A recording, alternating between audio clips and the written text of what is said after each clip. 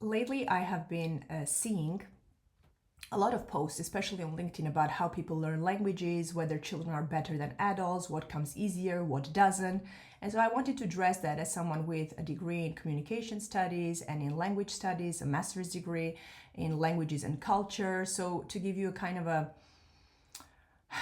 of hit on those points and to provide some clarity. Also because the majority of the people who speak about these things normally are into, I don't know, project management, finance, anything but linguistic studies. So I thought, not being a linguist myself, but a teacher of languages, I would like to address those points.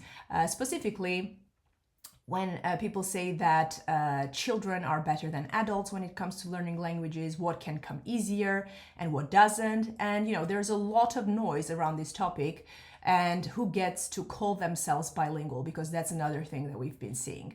So another thing that I want to address during this live is, do you need to sound near native in order to be considered a bilingual? And so that's another thing that has come into play a lot on social media, and I wanted to address that. So specifically speaking, children are not magic language machines that learn off the bat. Yes, if there is not relevant exposure and guidance and maybe full immersion even, it's very hard for a child to just grasp the language off the bat.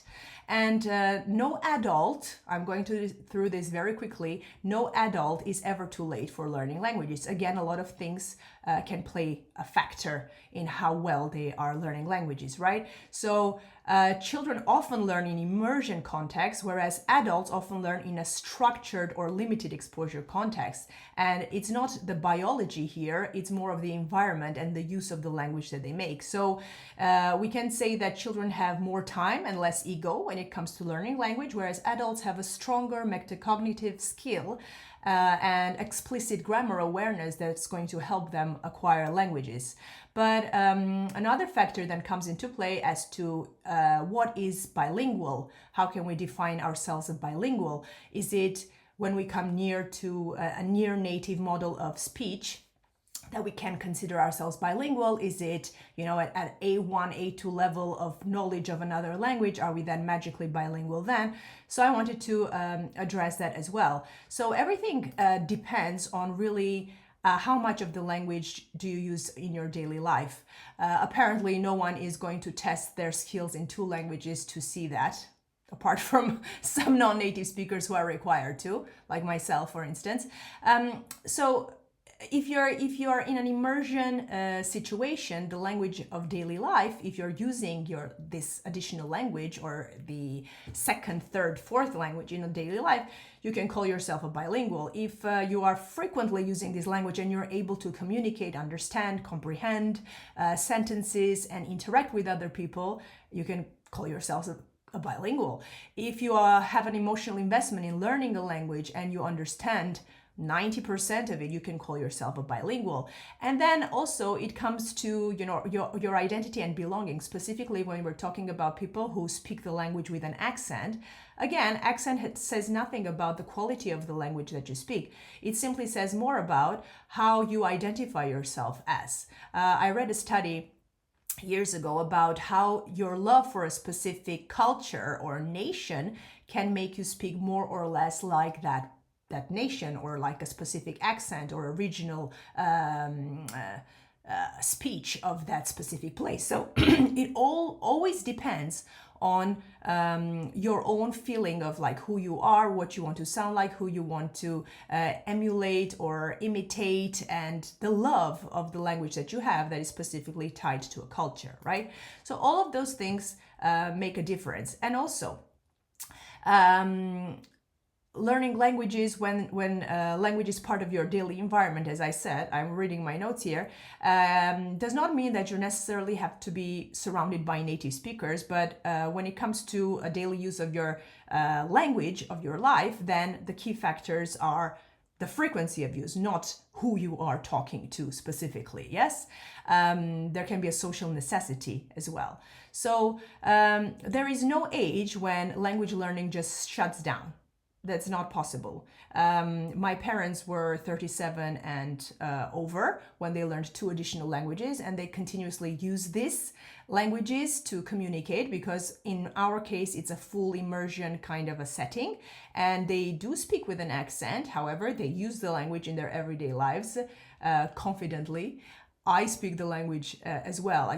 I live in Italy. I speak Italian with an accent, of course. I speak English with an accent, of course. That doesn't say anything about my linguistic ability or the fact that I'm bilingual. I'm a polyglot in my case, even though Armenian for me is very hard to read and write, but I can speak it, so I can communicate in it. So that's a use of language that I have. Whether or not it's certified, I don't have a certification in this case, but I do have it in English and Italian. So you can be polyglot, you can know 3 or more languages, and there is no limit to the amount of languages you can learn as you are growing to be an adult. Even if you're 50 and 60, your life might go in a direction where you have to use a foreign language at a frequency, at a very high level, right?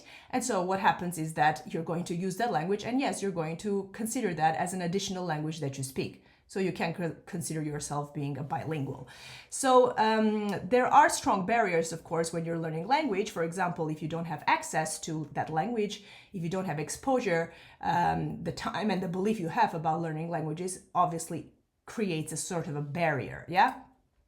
So I thought that was an important difference that needed to be made, because we are trying to challenge biological determinism when we're talking about how young or how old you need to be to learn a foreign language. We are also kind of deconstructing the idea that your spoken level has to be near native. Near native does not constitute any sort of measuring stick for how well you speak a language, because simply it doesn't exist. If you look at common European framework of language descriptors, nowhere does it say that you need to sound like a native speaker, because native speaker is a very vague language to speak about how well someone speaks. Among native speakers, you have a variety of accents, different ways of speaking, and a level and a degree of how well one speaks. So that's not a way to determine how you can sound like a native speaker to an untrained ear, but your English might be terrible. Your Italian might be, full of grammatical errors. But would that constitute you not being a bilingual? Not necessarily. Like we said, there are various factors that determine whether you can consider yourself a bilingual or not. The best way to me is if you have a certification, you hold something that attests to your level of oral production, written production, your understanding, your listening skills, your reading skills, and all of that. But if you don't have all those things, then you can consider how often do you communicate in the language? Are you exposed to it a lot? Do you speak it in your daily life? Is this your working language? Do you do things with it? Are you capable of not having like intolerance of ambiguity when there's something that you don't understand? You can consider yourself a bilingual there as well. So important things, adults can reach high levels of fluency, no matter their age, no matter what language they're learning. Immersion and frequency strongly can influence the outcome, like how well you speak a language. Immersion and frequency, bilingualism is typically defined through functionality, as we said, so not by native level equivalence. Can you do things in this language other than just saying hola, ¿qué tal? And then say, oh, I'm bilingual because I know this. I can count to 10, so I'm bilingual. Obviously not. If you can interact in a language, then absolutely, yes, you are bilingual by all means, right? So what else do I want to say about this? I think that it's really important that we don't focus so much on how others perceive our level, but have that self-confidence of knowing that, okay, I can do this, this, and this, and that means I am bilingual in this language. I don't need any other kind of like validation. The near native level, according to whom? Yeah, we don't care about that. Who thinks that we can speak and mimic into a kind of a culture or language as if we were born somewhere else? We don't care about that. And then please remember that age does not influence anything. It might influence the fact that you might have some beliefs about learning language. It might influence the time that you have maybe to spend learning a language.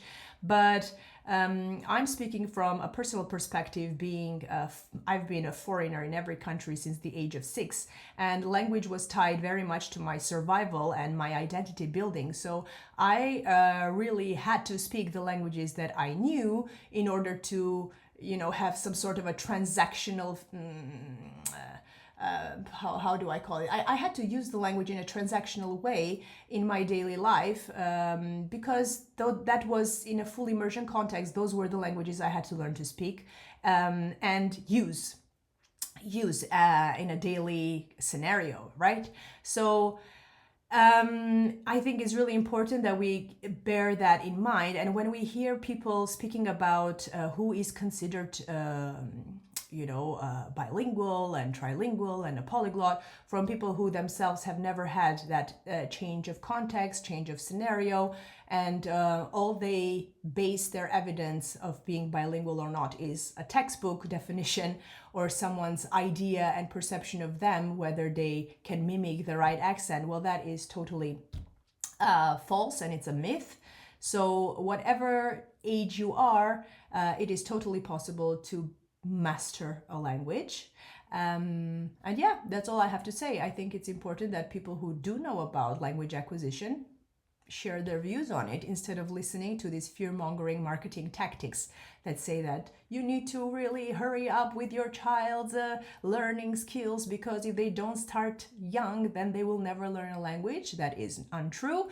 And then the same, you are never exposed in a thing, so you never... English is one of those languages where no matter where you are in the world, it's a global language, you speak it.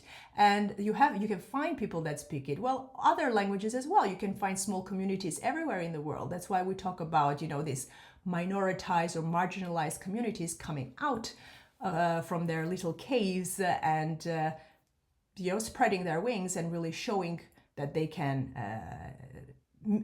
communicate effectively and continue using their minoritized or marginalized languages still, and be very effective communicators, and don't forget and cancel out their own heritage languages for a more globalized world. So it's really important that we conserve our identity, we understand our belonging to a certain community, language, nation, etc., whilst learning other languages. That only speaks to your character, that you can build across different languages, but still remain the same person, true to yourself. That's all for me.